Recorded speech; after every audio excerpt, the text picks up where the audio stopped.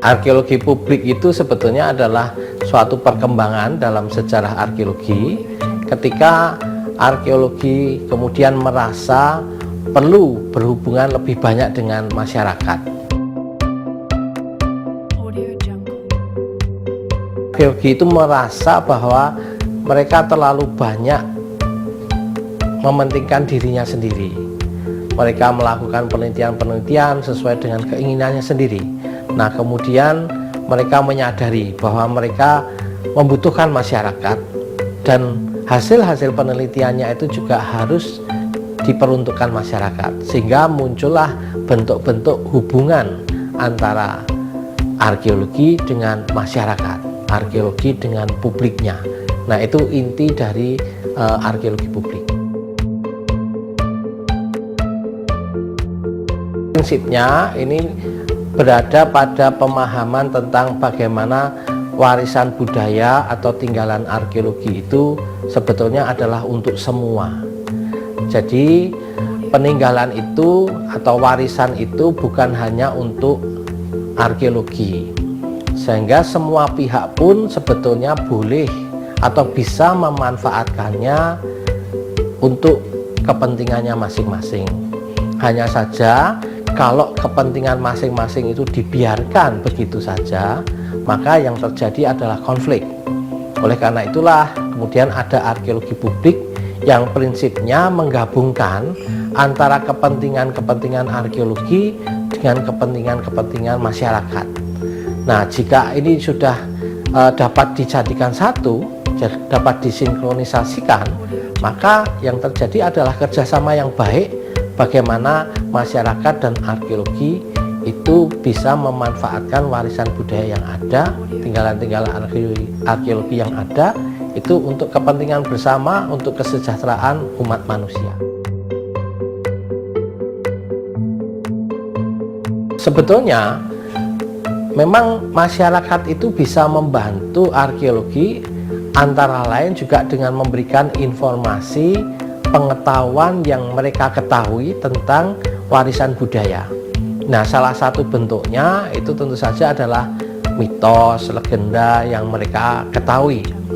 Tidak jarang mitos, legenda yang mereka ketahui itu membantu para ahli arkeologi untuk menemukan makna yang ada di balik warisan budaya. Tetapi tentu saja tidak berhenti di situ, karena mereka harus melakukan penelitian, kemudian juga untuk mengkonfirmasikan bagaimana apakah legenda itu sesuai atau tidak. Tetapi paling tidak masyarakat sendiri juga melalui legenda dan mitos itu bisa memberikan makna baru terhadap benda-benda yang diteliti oleh arkeologi. Masyarakat itu kan ada bermacam-macam, sehingga kegiatan mereka di dalam atau keterlibatan mereka di dalam arkeologi publik itu bisa bermacam-macam. Nah, pada dasarnya ada 3 tahap perkembangan. Pada awalnya arkeologi merasa bekerja, kemudian hasil-hasilnya diperuntukkan bagi masyarakat. Itu yang pertama ya. Jadi kalau hasil penelitian kemudian mereka menyebarluaskan kepada masyarakat. Nah, yang kedua itu mereka melibatkan masyarakat dalam kegiatan arkeologi. Kalau misalnya ada penelitian, kemudian ada kegiatan arkeologi seperti pameran, itu kemudian mereka juga melibatkan masyarakat menjadi bagian dari kegiatan mereka. Kemudian yang ketiga itu arkeologi yang melayani kebutuhan masyarakat. Jadi masyarakat itu butuhnya apa? Kalau mereka ingin mengetahui tentang latar belakang kesejarahan mereka, maka mereka juga arkeologi itu akan membantu mereka. Jadi seakan-akan arkeologi bekerja untuk atau menurut pesanan dari masyarakat. Jadi ada 3 hal seperti itu yang berkembang dalam sejarah arkeologi publik.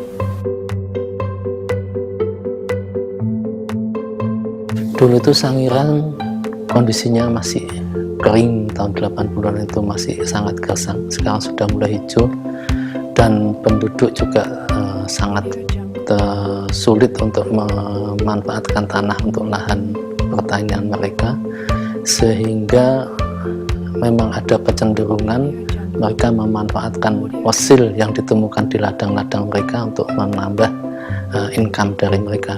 Karena juga kebetulan setiap kondisi yang kering itu, kalau ada hujan kan terus longsor.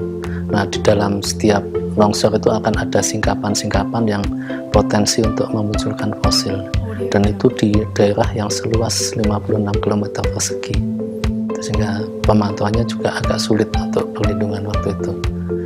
Tapi alhamdulillah sekarang setelah kantor Sangiran ini ada di sini, kantor Balai Pelestarian Situs Manusia Purba Sangiran, mulai tahun 2007, maka perlahan kita ada pendekatan ke masyarakat. Nah, akhirnya untuk pengamanan, perlindungan ini masyarakat bisa terlibat di dalamnya. Yang kami rasakan itu kesadaran masyarakat mulai meningkat itu. Tetapi memang kondisi temuan yang ada di Sangiran itu tidak sebanyak tahun-tahun yang lalu ketika Sangiran itu masih kondisinya gersang. Sekarang ini sudah banyak yang hijau, sehingga lahan yang longsor itu tidak terlalu banyak, sehingga berkurangnya laporan temuan fosil itu bukan indikasi bahwa mereka ini kurang sadar di dalam penyerahan fosil, tapi itu karena memang fosilnya yang ditemukan itu jauh berkurang, karena lahan-lahan lereng-lereng yang tadinya mudah longsor dan potensi dengan penemuan fosil itu sekarang sudah tidak terlalu mudah erosi. Di samping undang-undang yang kita sosialisasikan, menurut kami memang kesadaran masyarakat ketika melihat adanya museum yang terus berkembang, ternyata mereka mendapat manfaat yang banyak dari keberadaan situs Sangiran, maka mereka mulai memberikan dukungan yang sangat maksimal kepada keberadaan situs dan museum Sangiran. Sangiran itu adalah situs yang sangat istimewa, tidak banyak terdapat di dunia. Tetapi di satu sisi juga kepentingan masyarakat terhadap wilayah itu atau situs itu juga cukup besar, baik itu untuk pertanian, baik itu kemudian untuk kegiatan perindustrian dan sebagainya, karena keterbatasan lahan yang ada di wilayah itu. Selain itu, temuan-temuan fosil itu juga seringkali mendapat penghargaan dalam arti ekonomis, sehingga ada penjualan fosil-fosil yang seringkali sebetulnya sangat penting bagi arkeologi, hingga akhirnya fosil-fosil itu berada di tempat lain dan tidak sempat diteliti oleh arkeologi. Nah, sebagai situs yang merupakan situs langka di dunia, maka seharusnya memang arkeologi dengan publik itu bekerja bersama-sama, sehingga semuanya bisa memanfaatkan dengan baik, arkeolognya tidak kehilangan data, tetapi juga masyarakatnya bisa mendapat kesejahteraan dari itu.